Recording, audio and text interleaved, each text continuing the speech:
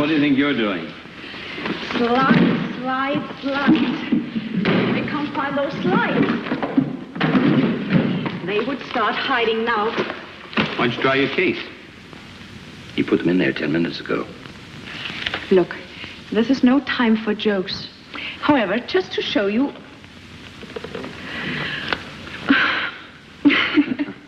I'm sorry, Frank. It's the conference jitters. You sure you got your speech? Of course, idiot. It's coming on at the end that worries me. Nervous, huh? What do you think? I thought you did a lot of this sort of thing when you were in America. Yes, but this is the first time in Germany, remember? The weaker sex. By the way, this is as much your stuff as mine, Dr. Overton. We settled all that 2 weeks ago. Let's not go over it again. Oh, incidentally, Joan's coming tonight. Joan. No, don't tell me. Joan. My wife. I'm sorry. I'm sorry, Frank. You're forgiven. Come on, the old man's waiting. Oh, I'm ready when you are. Can you imagine the girl says she's nervous? I shouldn't be surprised.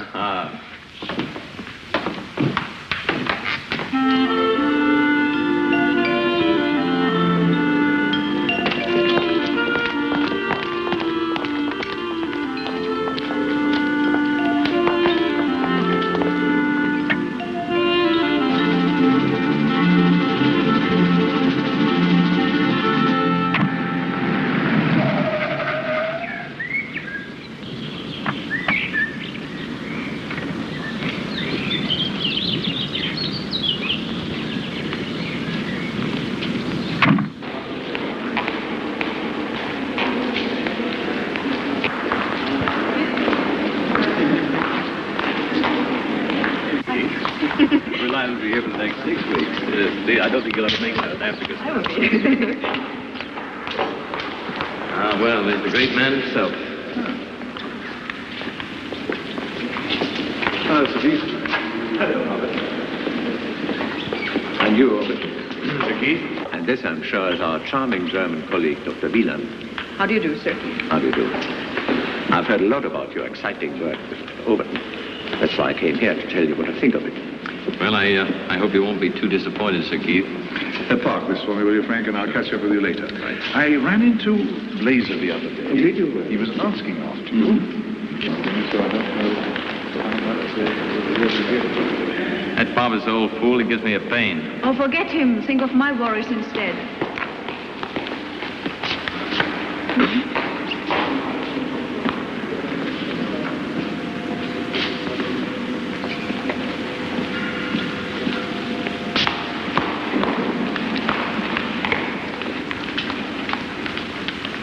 Rats were placed in a cold environment and made to rebreathe their expired air in a closed vessel, so that the proportion of oxygen decreased and that of carbon dioxide increased.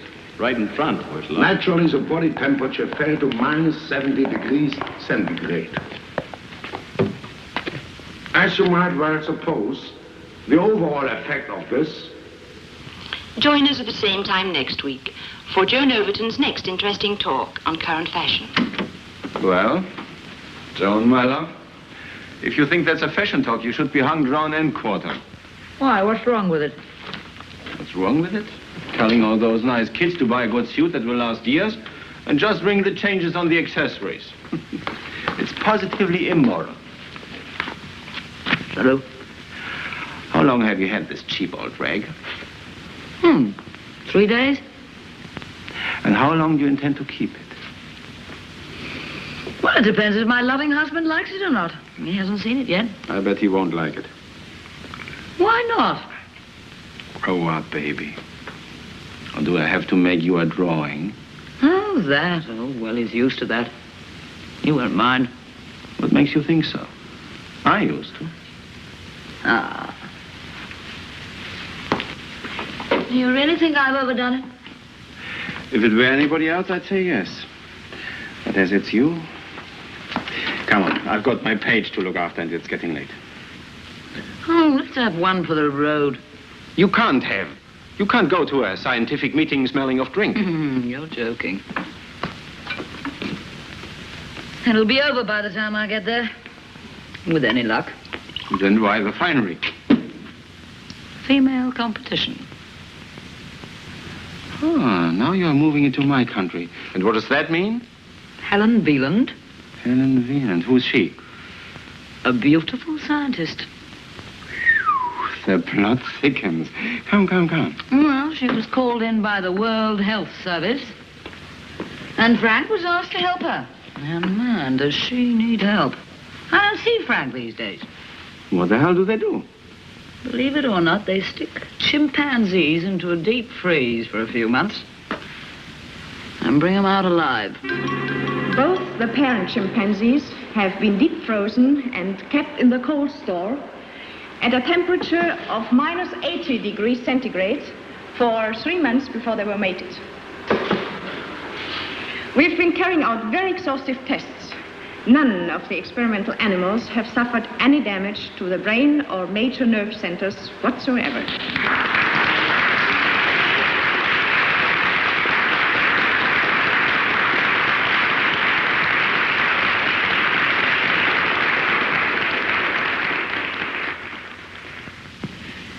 In conclusion, the great problem until now of all low-temperature work with large animals has been how to stop the heart and then freeze the blood quick enough to prevent brain damage from oxygen starvation. Happily, Dr. Frank Overton's thermal control panel has solved this difficulty. But now we find ourselves face to face with a very intriguing question. Where next? I'm afraid I shall have to ask Dr. Overton to deal with that part of the discussion. Thank you very much for your attention.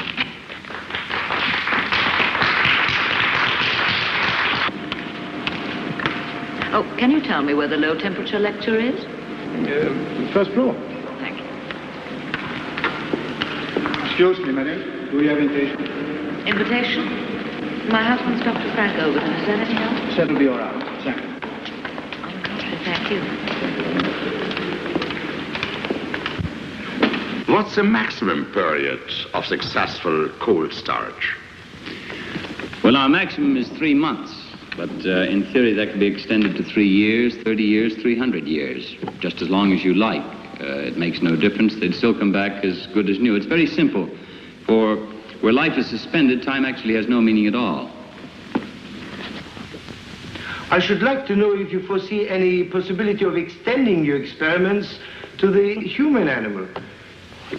It occurs to me, for instance, that some of our aging politicians might welcome the idea of going into cold storage until the next general election.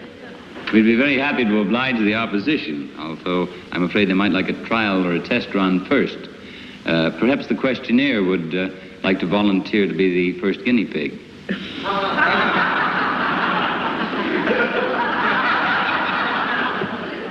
I must have notice of that question, but seriously, I take it that you are still a long way from human deep freeze. Oh, no, sir.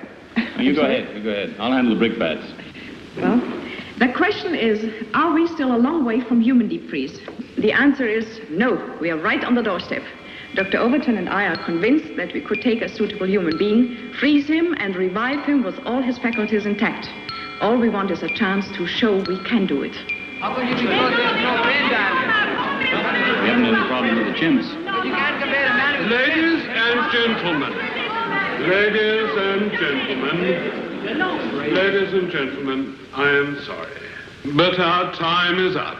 And I'm afraid the fascinating subject of deep freezing the human animal must itself go into cold storage for the moment. It only remains for me to thank all our contributors for this very interesting symposium on hypothermia. You haven't noticed? Haven't noticed? How could I miss it, darling? I'll get you a drink. I'll have a scotch. You mean a sherry? Oh, Frank, do come and help. My voice is giving out. Very nice to see you again. Goodbye.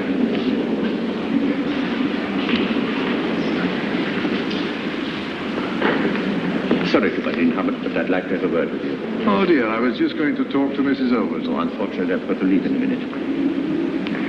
Oh, very well. Darling, no sherry, only champagne. Oh, I hate it. I'm sorry to hang you up like that. It was my fault, Mrs. Overton. I didn't realize Frank was getting a drink. Do call me Joan. It's much friendlier in the circumstances. Oh, yes, I'd like to. I expect you know my name is Helen. Yes, I saw it in the program. I'm sorry I couldn't get here before. I'm sure your speech must have been fascinating. Darling, would you get me another? I think we ought to get something to eat. Oh, you poor darling, you must be starving. Why didn't you say so before? You must come and have a meal with us sometime, Helen. What do you mean sometime? No time like the present. Oh, you're very kind, and I'd love to, but the speech making has worn me out. I can hardly wait to get back home. Thank you very much. Are you sure you won't change your mind? No, not tonight. Goodbye. Goodbye. Oh, dear. That's too bad. I wish you'd join us. You know, I think your Helen's got something. Perhaps we should go home after all. I thought you wanted to show off your new outfit. Darling, I only wore it to please you. Let's go. I hope I've made myself clear. I cannot have the unit associated in any way with deep freeze experiments on humans. Of course, but it's a point we must reach one day. Not while I'm in charge, I hope. By the way, are you free next Friday morning? I'm not sure why. They're going to refreeze Susie. Susie? Yes, the mother chimp in that family group that Helen Beelan showed us. Why don't you come along and watch? Well, I'll see what I can do. So long.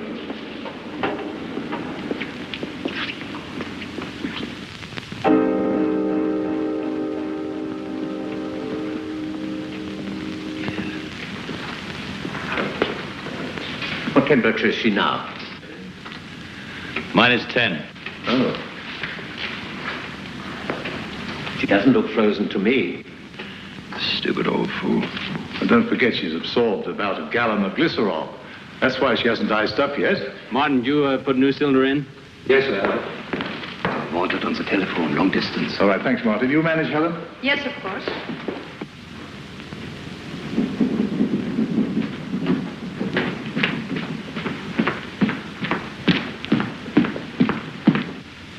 Now we are taking her right down to -80. Is that carbon dioxide? Yes, we freeze it around her. What's the point? Why not pack her in dry ice straight away? First thought, yes. But on second thoughts, no. You see, Sir Keith, the body surface would cool much quicker than the interior if we did that. Now, this way, all the body processes are arrested simultaneously. Then she'll stay sweet and sound until we wake her up. I see. Are you ready, Martin? Yes, sir. All right, let's go.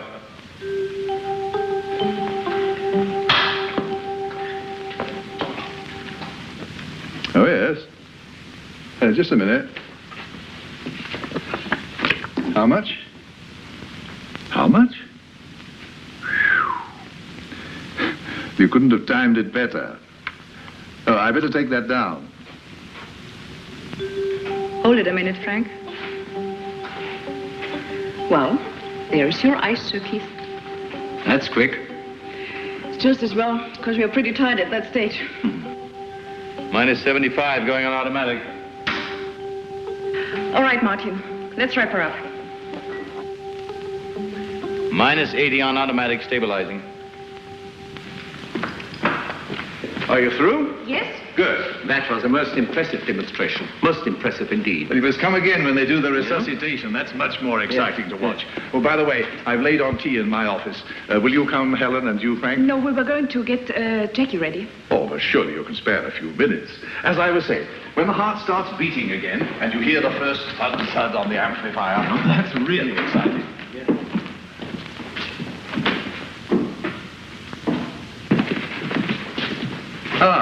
As the tea doesn't seem to have turned up, while I read you a message I've just received by telephone, perhaps you'd like to drink a glass of champagne in honor of the winners of the Alexis Carroll Award.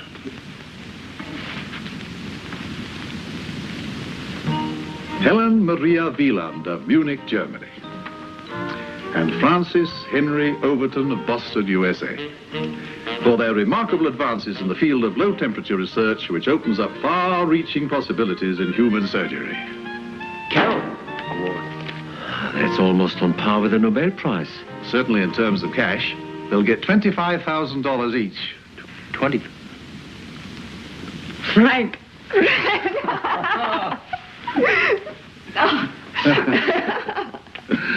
Yes, $25,000, and you can spend it all on this if you like.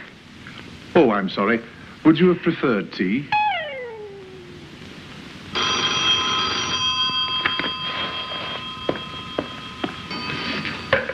$12,4596. Frank! Hi, darling. Just wanted to check and see if you were there. I'll be along shortly. I don't believe it.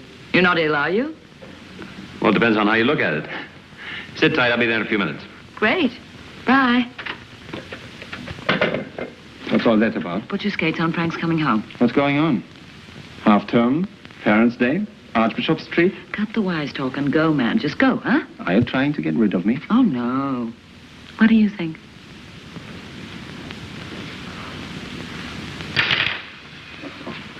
Oh, Joan is really excited. For the first time in her life, she can have anything, do anything she wants.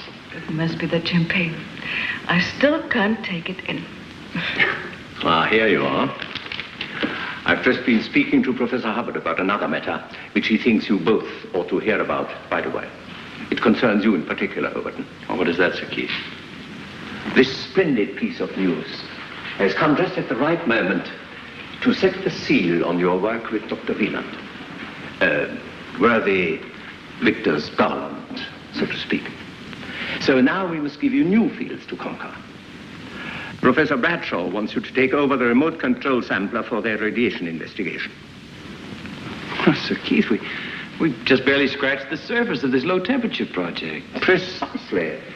The pioneer work's finished. It's time for the big battalions now to step in. You may be right, but you still need us.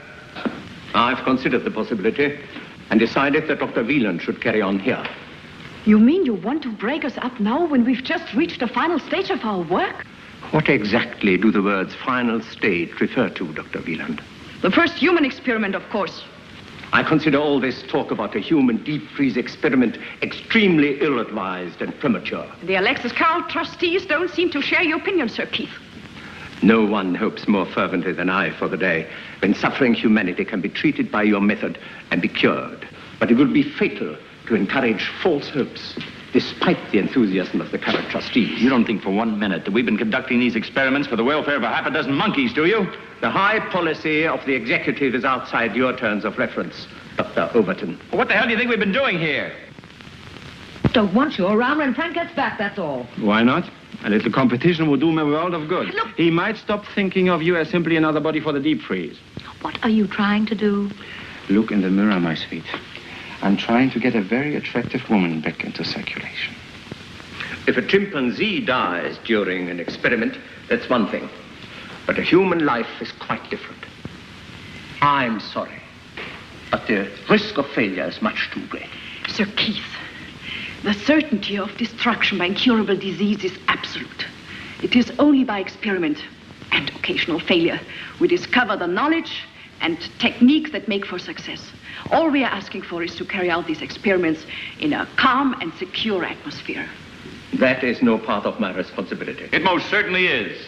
And until you give your word, the millions of people throughout the world suffering from incurable diseases will have to face their fate as best they can. You know what my mother used to say? The years race by, but the magic lingers. That's how it is with us, Joan. You are wasting your time. Look, we had our little interlude. And it was over the day I met Frank. You knew that. Well, nothing has changed. It's Frank now and always. In my experience as a crime writer... Oh, clear off! You're reaching the point of no return. And it'll hurt you more than it'll hurt me.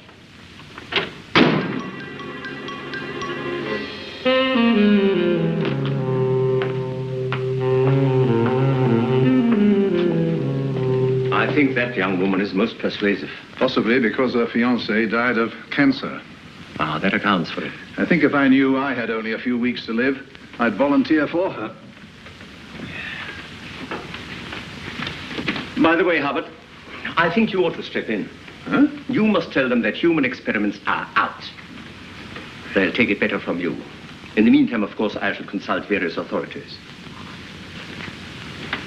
Well, I must be going now. You mean you'll sit on the fence, and if someone makes a fuss later, I shall take the rap? My dear Hubbard, I had no such thought in mind. Well, put your veto in writing for the record. And if you do that, I'll pass it on.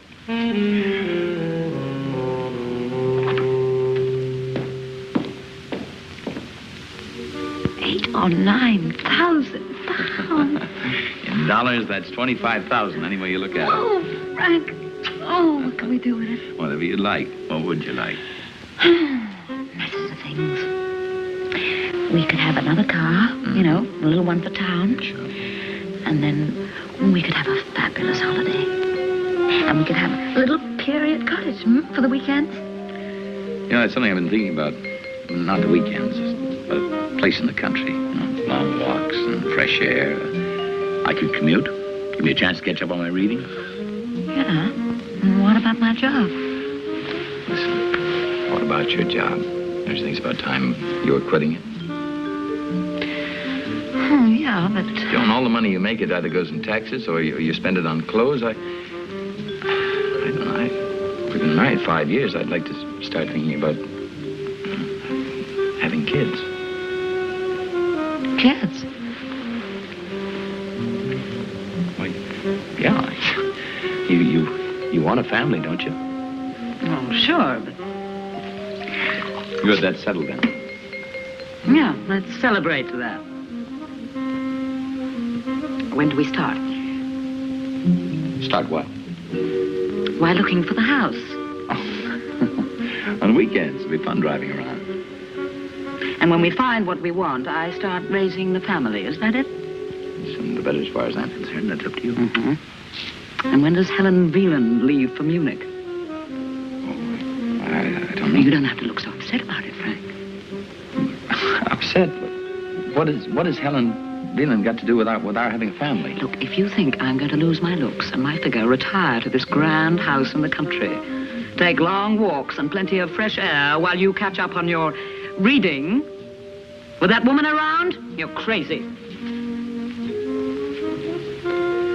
Look, you're not serious. You can't be jealous of Helen. No more than you are of Tony. Look, you can call it intelligent anticipation. You may not be in love with her, but she certainly is in love with you. Let me set you straight about something. Helen and I work together. We work together harmoniously, but it begins and ends with our work. What do you think we are, a couple of newspaper people? Touché. But you're human, and so is she. And you're out of your mind. Am I? Well, I watched her at that lecture hall. Why don't you knock it off? Just knock it off! Now that you mention it, yes, she is attractive, and she's human also. Where are you going? I'm working tonight. Oh, another experiment, huh? All night. Oh, yes, every night. Oh!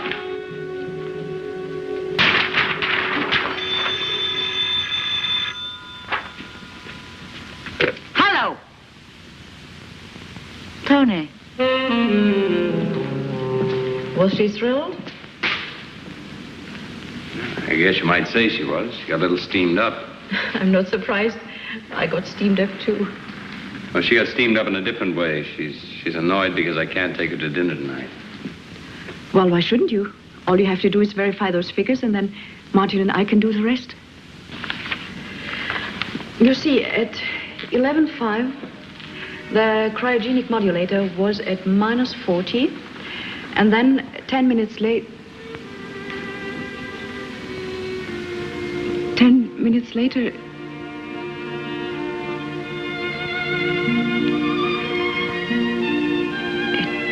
It would be better if you went home. You want me to? Yes.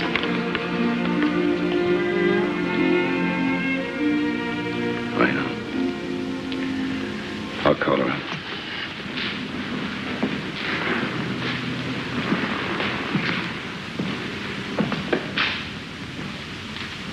I better see what Martin's up to.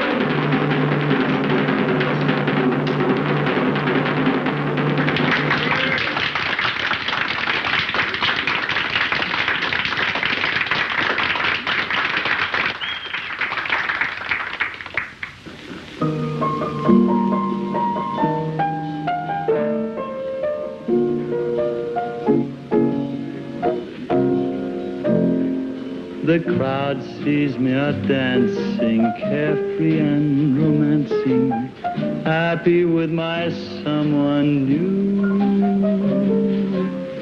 I'm laughing on the outside, crying on the inside, for I'm still in love with you. They see me night and daytime, having such a gay time. They don't know what I go through. I'm laughing. Having fun? On the outside, Fun? I've had such fun in years, Tony boy. Just like the old days. So there's something to be said for this monkey business, after all. Monkeys? Oh, monkeys. To hell with monkeys for tonight. Yes, to us. To us. When I try. Waiter, a bottle of Wolfgang Koch, please. 1951. Very well, sir. 1951. Remember? Ever since our breakup, make believe is all I do. I'm laughing. Funny little bar in Canada. You were bewitching that night. You ordered a bottle of vintage champagne and you couldn't afford to pay the bill. Lucky I had my new gold wristwatch. Sure was. To the night, it was never to end.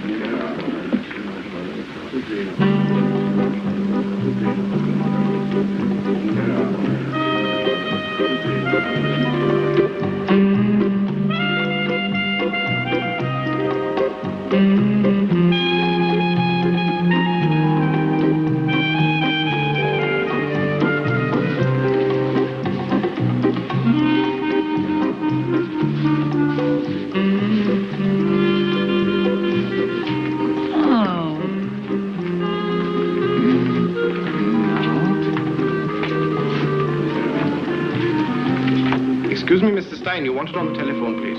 Oh, hell. Sorry, darling. Won't be too long because I haven't got a gold wristwatch.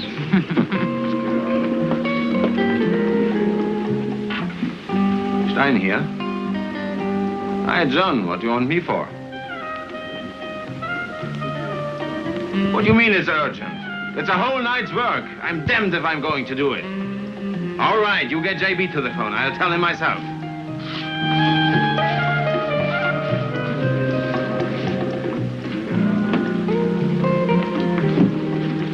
Hi. To the queen of the jungle. Hi, elephant boy. Tanzulung Kishanyam. Wollen wir tanzen? Huh? Danse, madame. Oh, why, sure, elephant Sure, boy. sweetheart. Come on.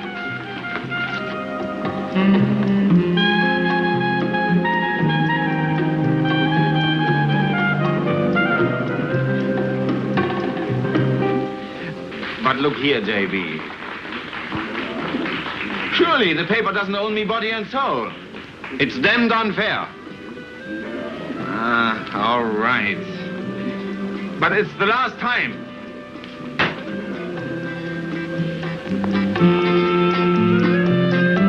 Tony, where have you been? Look, John, we have got to go. Oh, but I was just beginning to enjoy myself. I've got to write an article for tomorrow's copy. Put it on the stage, Charlie. Come on. Oh, but it's early. What time is it?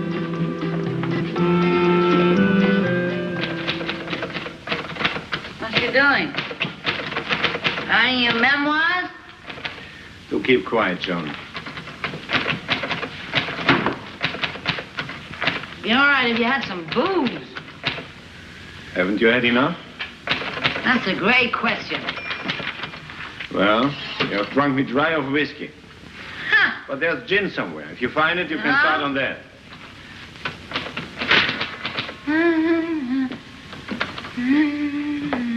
But don't blame me for your head in the morning. It's empty. That's empty.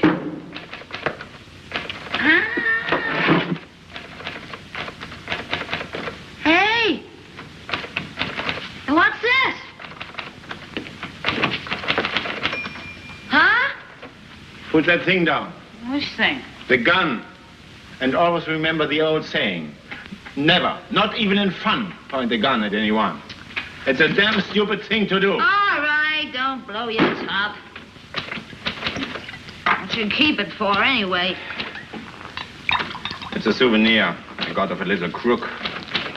I whitewashed him in a very dirty story. Tony, listen, when you finish writing your love letter, could we go to that little jungle place again? Because I liked it there. When I turn in this story, Puppet, it will be daybreak.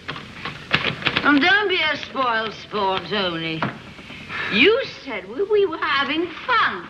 Look, you said it was just like the old days, remember? Why don't you go home? And as you have decided to wander about, all right, do that. Go back to your jungle. I'm going to work in peace. Good night. Jump in the lake.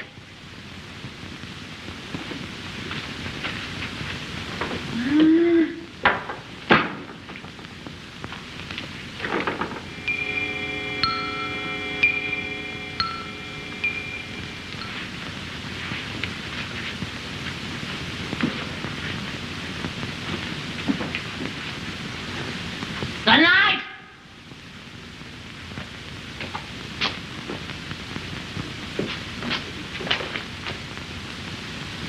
Don't worry about it. Even if Sir Keith does put his veto in writing, I shall bring the matter up again at the Scientific Council. Thank you. I've already told Frank. He took it very calmly, considering he's not exactly fond of Sir Keith at the best of times. Joan asked him to take her out tonight. Very natural under the circumstances. Yes, I mean, I think they must have had a pretty bad row. In fact, I know they did. Yeah, that's their business, isn't it? Oh, yes, of course. It's just I'm sorry it happened, that's all. Helen, has it occurred to you that Frank's wife may feel rather shut out? I don't see why. Ours has just been a happy working relationship. I know. But it's not always easy to keep it that way. Good night. I certainly asked for it, but I'm sorry you had to say it. It was necessary. You see, I've been very careful. Mm-hmm. Huh? There you are. I suppose I'm the last person you want to see. Well, the same goes for me. I've got something to tell you. Most important, Martin, would you tell Dr. Overton his wife is here? Huh. Come on, I don't want to see him. I want to see her. As a matter of fact, you can go too. Oh, it's full of people like you. But you're wasting your time. Because you're not going to get the better of me. Oh, no. You're going to get more than you bargained for. What the heck? Helen, you'd better go. No, no. What's going on here? Come on, Joan, let's go home. No. Come on, let's No! go. Let me go! I want to see her!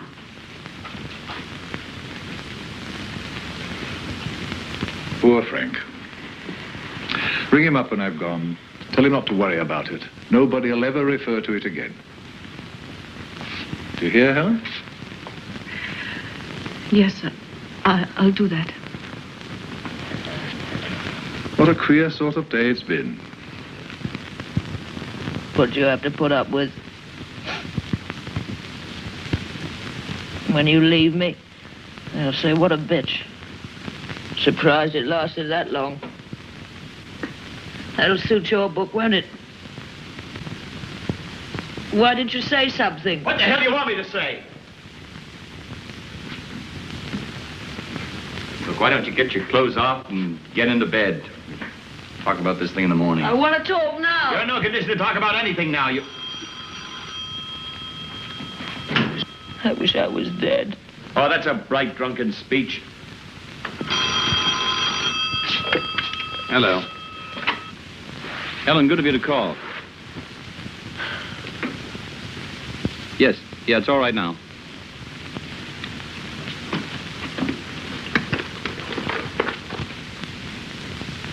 Professor Hubbard asked me to let you know.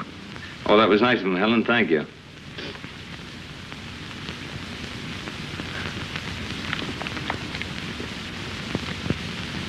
Well, I'm not worried. It's just that... Thank God he didn't see this. Hold on, will you?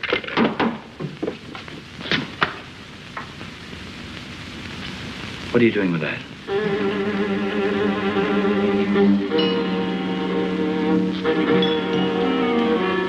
Give me the gun. Don't. Give me the gun, Joe. Gun. Frank? Frank? Helen? Thank God. I thought I heard a gun go off. No, nothing. No, she tripped over a lamp and the bulb exploded. I'll try and get over later.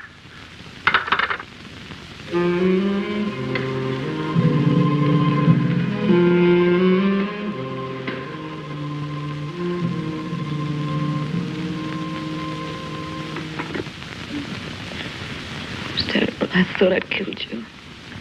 That wasn't very bright of me, but I thought you were going to do something stupid. I only tried to hide it. I didn't want you to see it. Where'd you get the gun, John? Tony's. I took it. They didn't know. How long have you had it? Tonight I went round to his place after we had our quarrel. You mean you had this thing when you came to the lab tonight? I only meant to frighten her. It was mad. I was all mixed up. It just must have been the scotch. You brought this thing along to frighten Helen? Look, I swear to you, I didn't take it out of the bag. She didn't see, honestly. Didn't you know the gun was loaded? Don't look at me like Answer me, did you know it was loaded? Tony said it was empty. It wasn't his fault, Frank. Let me give it to him back. Please, Frank, breathe! You've got to believe me. I swear to you, I didn't know it was loaded. Frank, I was so unhappy. I wanted her to know, to see what she was doing to me. Frank, I've tried. For weeks and weeks, I felt you going further and further away from me. I didn't want to do. I know she's the kind of woman you ought to have married. But I couldn't let you go. I love you too much. I just felt tonight if I didn't have a showdown, I'd go out of my mind.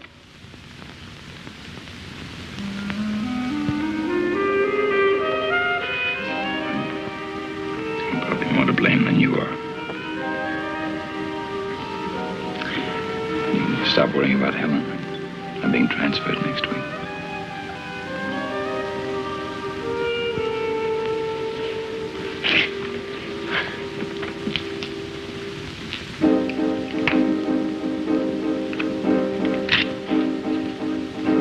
Well, it's empty now.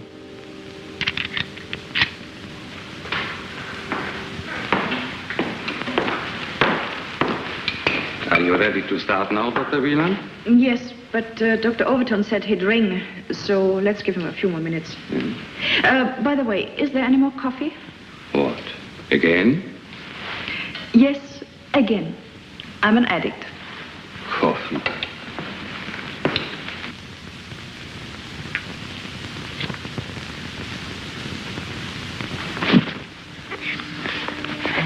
Thought you'd gone to bed. Yeah, I'm going in a minute, but I wanted to talk to you. Go ahead. Do you think we can get away for a little while? You know, Just a little holiday. I don't suppose you could fix that, huh? I could. It would mean helping Helen with that experiment tonight. Can't let her do it alone. mean all night, which you're not very fond of. I don't mind, darling. Oh, I love you so much. I hope the experiment will be a great, big, smashing success. It will be.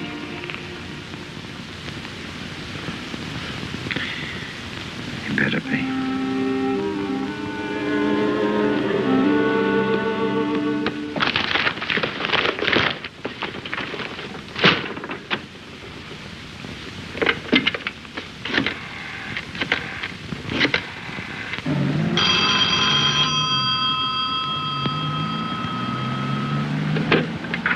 Twelve 4596. John? Tony. What have you done with my gun? Oh, well, I was going to play a silly joke, and unfortunately it misfired. Misfire? Well, I was going to bring it back. Come and fetch it. All right. All right, Martin, we start. Helen, thanks for calling me. Frank? I'm glad you didn't go ahead with Jackie. I was just going to. I've got a much better idea. You realize, of course, that once Vernon puts that veto in writing, we're sunk. We can't go ahead without getting Hubbard into hot water. We've got to be there first. Yes, but how? Tonight we're going to experiment on me. Don't look so shocked. I don't know why I didn't think of this thing sooner. I'm perfect for the experiment. Right weight, everything. Believe me, it'll go like clockwork, you'll see. Oh, you have the ratio figures for the human experiment. All we have to do is add an extra liter of glycerol. No. It's too much of a risk. What do you mean too much risk? There is no risk. We've been saying there's no risk. I know, but it's different when you're faced with it. I mean, we could be wrong. Will the human heart stand it? And what about brain damage from oxygen starvation? And what about your wife? I'm doing this for Joan, too. No, Frank. No, I won't do it. I can't. Not with you. I'd be too scared of something going wrong. Unless, of course, that's what you want. You're out among them yourself. Helen, do you realize what this means if this experiment is successful? And it's bound to be successful. It opens up unlimited possibilities for the world of surgery. And think of future generations, Helen. It'll free them of malignant disease. Look, it's something we've discussed sometimes back and forth. It's something we're agreed upon. It's something you do yourself. Well, isn't it? Answer me. All right. You win. Naturally.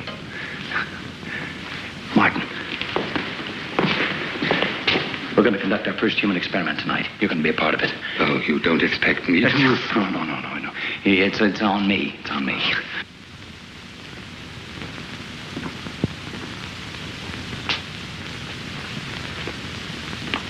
Joan, are you going to be long? Coming right away.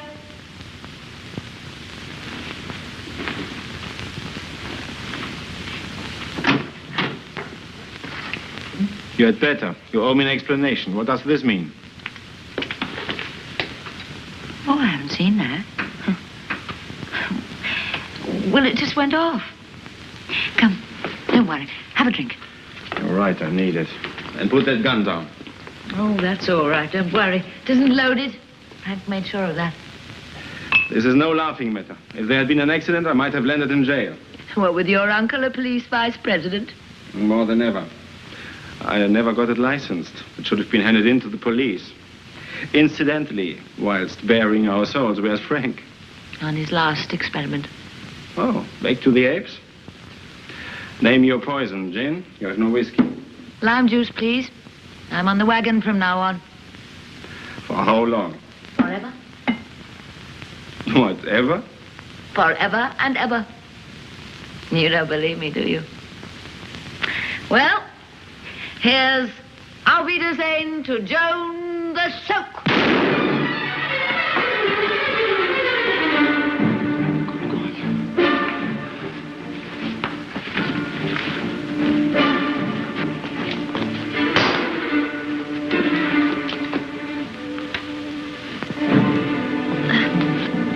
Don't move. I'll phone for an ambulance. You'll be all right. Don't worry.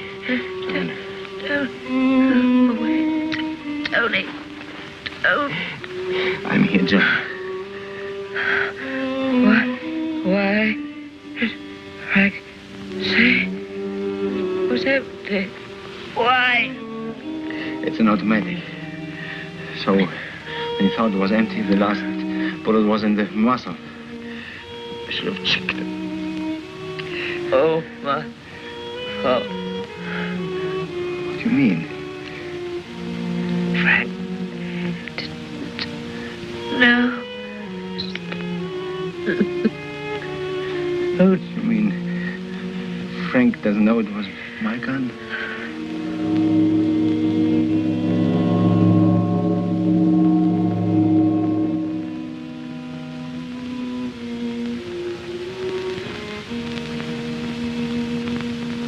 The heart stops here, and the blood freezes here at -1. And this is where every second is going to count. We have got to close this gap faster than we've ever done it before.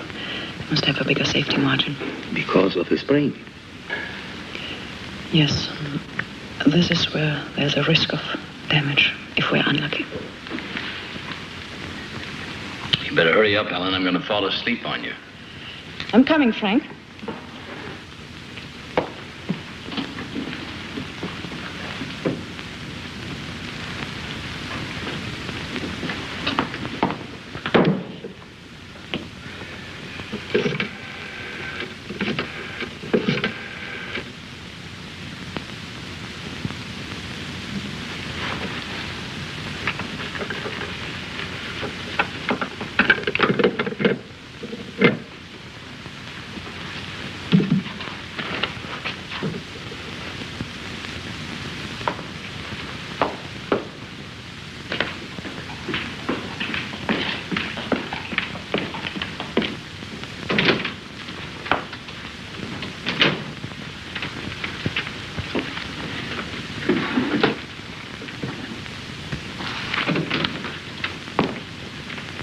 Yes, Martin? How shall I enter this, Dr. Wieland? What was our last serial number? X700. Well done. Experiment X701. Human.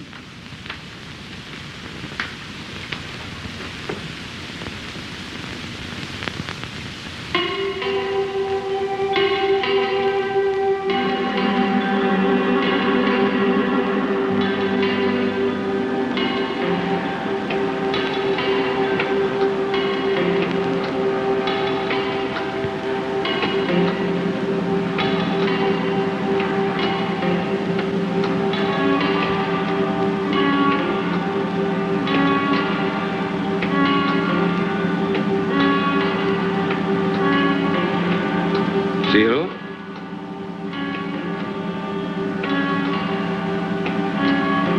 -1. Set for -10 on full current. Good. 6 seconds to spare. Will he be all right? He looks all right so far. Looks different from the chins, doesn't he?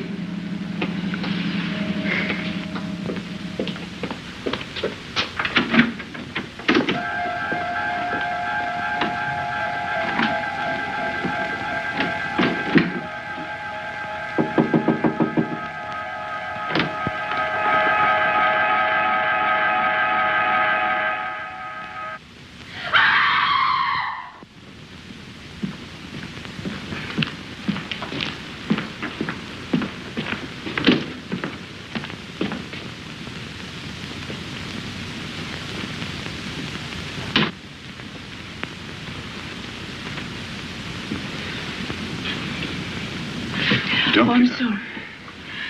You're tired out. What's wrong? Trouble with the experiment? I hope not. You see, it isn't Jackie. Frank came back last night. He insisted Frank? We talked about Sir Keith trying to stop us from doing a human experiment. He said we must get in first. Must. Is that all? Oh, you know Frank. As usual, he started on our mission to humanity. He cornered me. What could I say? So Frank offered himself as a guinea pig, and you accepted. Because of his wife?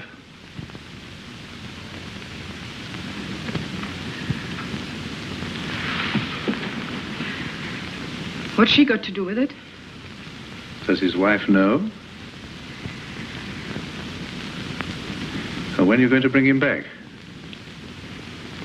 Tonight. Martin will come at 7 o'clock. Yes. But what does he want? Oh, I see. Oh, and send him in. There's a man from the police. He wants to see Frank. He can't, can he? Any idea what he wants? No. No. Oh, well, then you better go home. I'll talk to him. Oh, no, please let me stay. Why don't you tell me?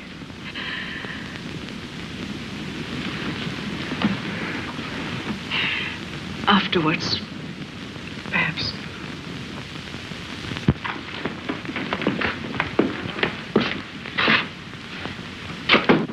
Come in. Good morning. Sorry to bother you. I'm Detective Inspector Prento, and this is Sergeant Green. Well, I'm Professor Hubbard, and this is Dr. Wieland. Morning, madam. I understand you want to see Dr. Overton. If he's here, sir. He is. I thought he might be. His car is outside. But he's not available at the moment. Oh, we'd better make him available. Well, that's not so easy. He's involved in an experiment. Then he had better stop for a while. I've got some important questions to ask him. I'm afraid he's unconscious. Perhaps you better tell me what you want him for. At this stage, that's none of your business, sir. Then you better make it my business, Inspector. We may want to keep Dr. Overton unconscious for weeks, even months. Do I understand, yeah, that you will hinder the police in the execution of their duty? No, I'm asking you to tell me what you want to talk to Dr. Overton about. Very well. We think Dr. Overton can help us in connection with his wife's sudden and violent death. By shooting. No. Perhaps Dr. Wieland could be more helpful. One moment, Inspector. This lady is a member of an international organization. Shouldn't you warn her that she doesn't have to answer your questions at this stage? Yes, of course. I was about to do that. Well, Doctor. I can only say I'm very shocked to hear the news. He's a dear friend and colleague. Yes. I only want facts. For the early part of the evening, he was here. His wife called. They left. And later, he returned to do the experiment. Where is he now? I'll answer that, Helen. At the moment, Dr. Overton is in the next room in a glass case surrounded by solidified gas at about minus 40 degrees centigrade. And as you might expect, his life processes are suspended. The man's either alive or dead, sir. I mean what I say. Suspended. Alive? Alive. I suppose he can be revived. Well, this is an experiment. Can I see that case?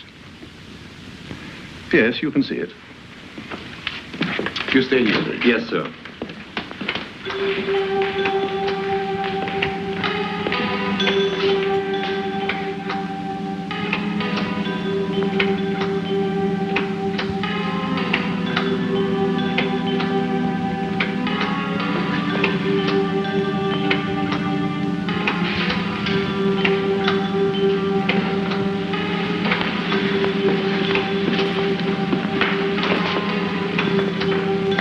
Are you prepared to swear he's inside?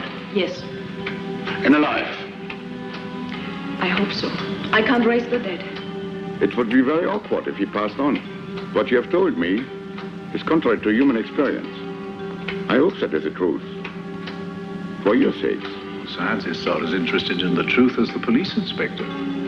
Have either of you any reason to suppose that Dr. Overton undertook this experiment in the hope of escaping from the consequences of his actions?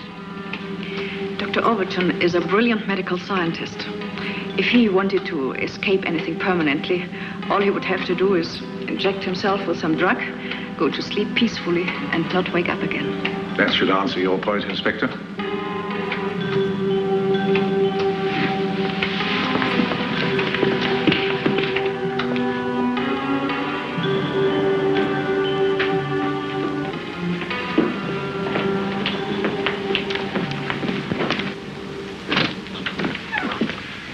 want Dr. Overton revived as soon as possible. I'll think about it, Inspector. Dr. Wieland has been working intensely for over 24 hours, and there are many other considerations which don't concern you. I'll let you have my decision later in the day. You are probably very wise, Professor. The human mind plays funny tricks when suffering from lack of sleep. Sergeant, I want you to stay in the laboratory until I send her relief. Sir.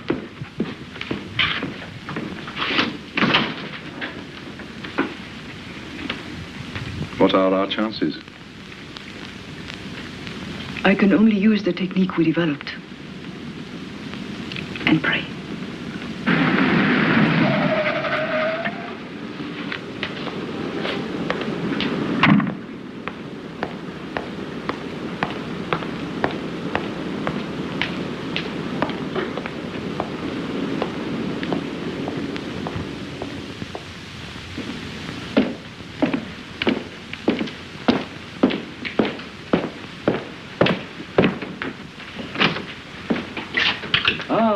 So your secretary did manage to get hold of you? Yes, he did indeed. I've been traveling the whole day. I thought you wouldn't want to miss the fun. I'm certainly relieved to see that the whole place isn't swarming with reporters. No, because we've persuaded the police to let us finish the resuscitation in peace. In peace? But don't you realize the full implications of this business? We don't know the facts yet. The facts are obvious. Overton shot his wife, returned to the laboratory, and with Fräulein Wieland's willing connivance embarked upon this experiment, either as a red herring or a wild act of penance. The police haven't ruled out suicide. Merely because the wound could have been self-inflicted. But how could a dying woman dispose of a weapon? And why on earth should she? So the gun wasn't found? If the experiment fails, as I've no doubt it will, and Overton escapes justice, the whole affair will become a public scandal. We shall all be involved. Fräulein Wieland will no doubt be charged with being an accessory after the fact. Your control of your staff will be severely criticized. Not to say anything about my own authority. Oh, I'm sure you'll come out all right. I intend to, in the interests of the organization. Well, are you going to stay and watch? Naturally. Do you know Karl Merkheimer, the pathologist? He's here. Karl Merkheimer? Here? The police wanted an independent medical observer. Why? To make sure that Helen does everything she can to bring Frank back alive, I imagine.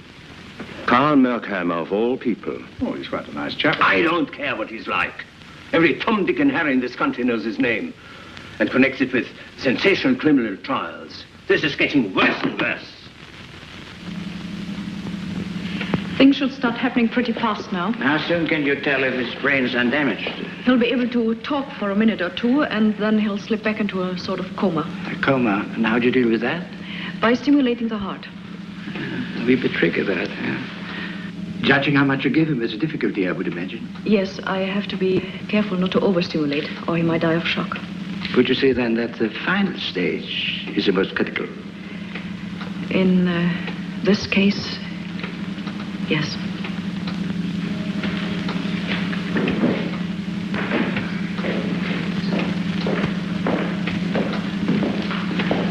This is Dr. Merkheimer. Sir Keith Vernon. Oh, how do you do?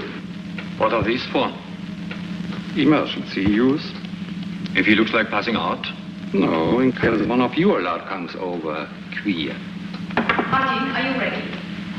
Coming, Doctor? They will soon be opening up the coffin. Stick by the door and keep it quiet. Can't I watch, sir? That keen, aren't you? Only scientifically minded, sir. Sorry. We have a full house already. On the door, Green. -1 standard pressure. -1 standard pressure. Thermomodulator cut 50. Thermomodulator cut 50. 0. 0. Switch on heart amplifier. Switch on heart amplifier.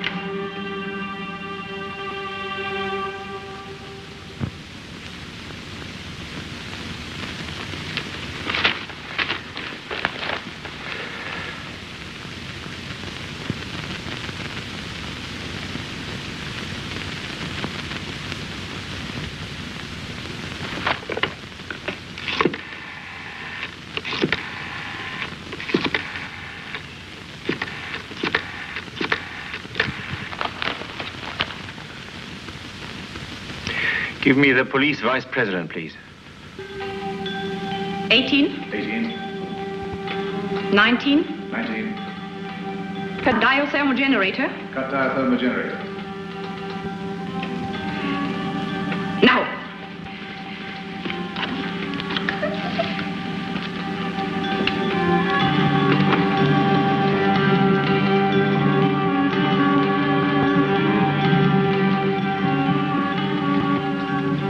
Skin texture has returned already. We can help him on with some artificial respiration. The amplifier. Yes. We'll start 600 cc and give him a pulse rate when you get one.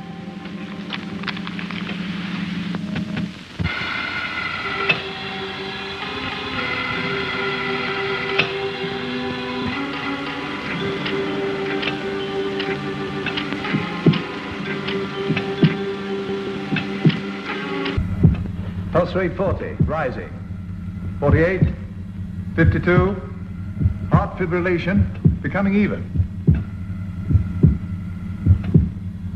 He's on the verge of consciousness now. We should know in a few moments whether he's normal. When I put him under, I asked him to stop counting at 12. If his brain is undamaged, it should pick up his last memory pattern, and he'll go on counting where he left off.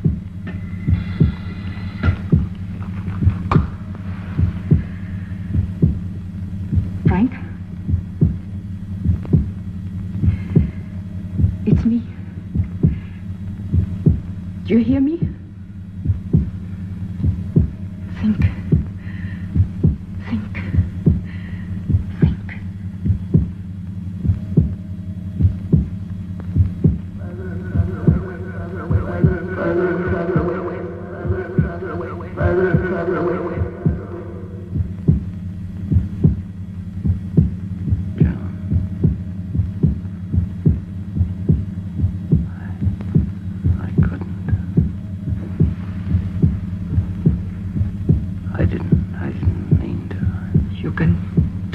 Later.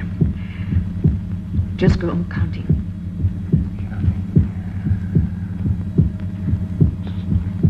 12, 13, 14, 15. It was wonderful, Frank. Thank you. That's all you have to do.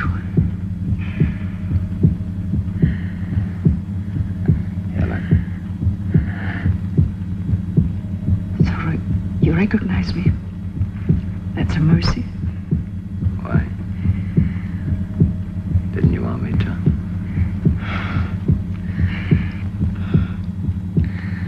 I'm a very clever fellow. Walk the dog, play baseball, tiddlywinks. You're wonderful, Frank.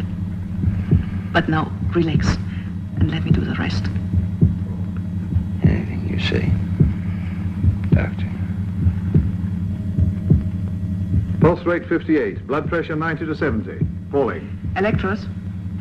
Electrode. Gloves.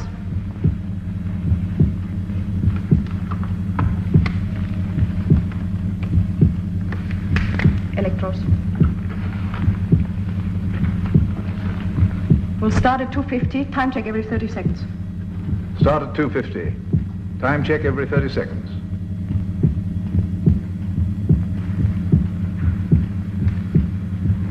He's not out of the woods yet, is he? No. Not yet. 4 minutes at 4:30, pulse 62. Step up complex C to 500.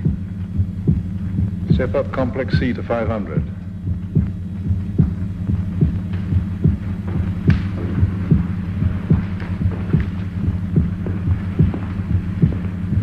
It's an open and shut case of murder.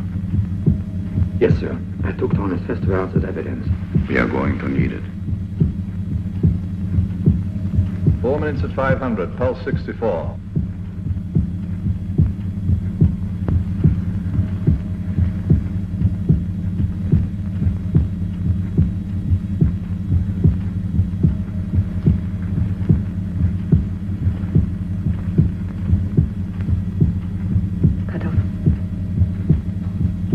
Repeat instructions.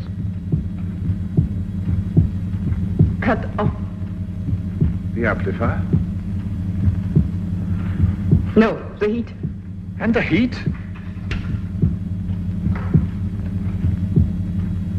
Is he here now?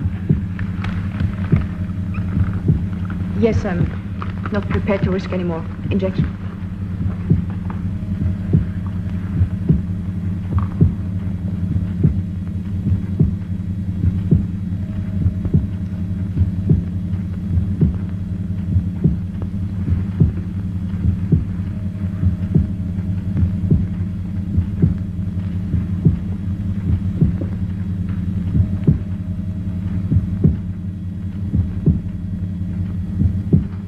Pulse rate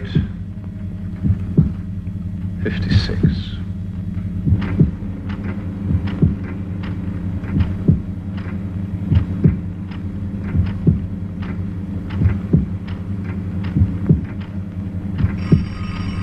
Stop that phone, Green.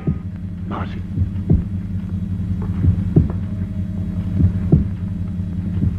I didn't get it, sir. Don't do that, sir. He'll think it's me. Who is it? Der Polizeivizepräsident. Hello? Yes, thanks, I will. Pulse? 36. What's happening? No response to injection. Blood pressure still falling. What the devil's gone wrong? Why don't you inject into the heart? Sir Keith. Police Vice President wants you, Inspector. Dr. Overton's wife shot herself accidentally. A witness has come forward.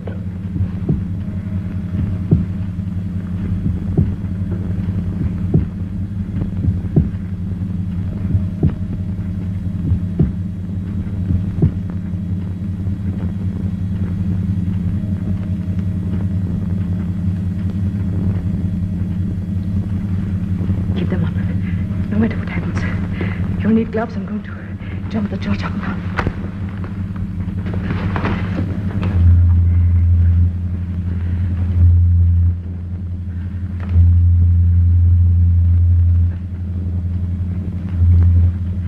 Contacts scorching. Contacts scorching.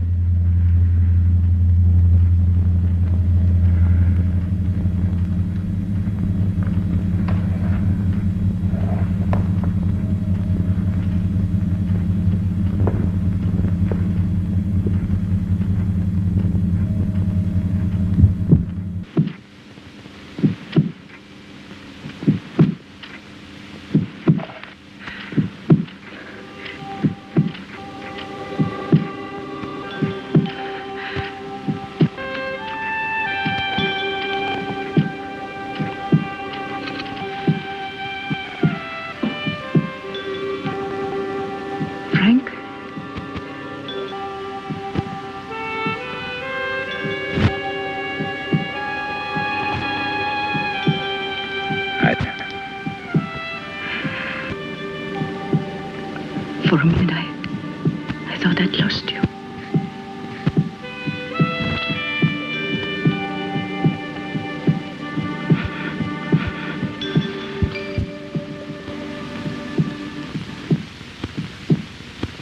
One year ago, those of us who knew Dr. Overton well never doubted for a moment that his motives in volunteering for this remarkable experiment were purely scientific. I, perhaps more than anyone else, am delighted and relieved that it was successful because of the heavy load of responsibility that falls on any commander who encourages his crack troops to venture into no man's land. But it was a responsibility I was glad to take, etc., etc. That old fakey did say that a year ago. And good luck to him. Life would be a lot duller without the Sir Keiths of this world.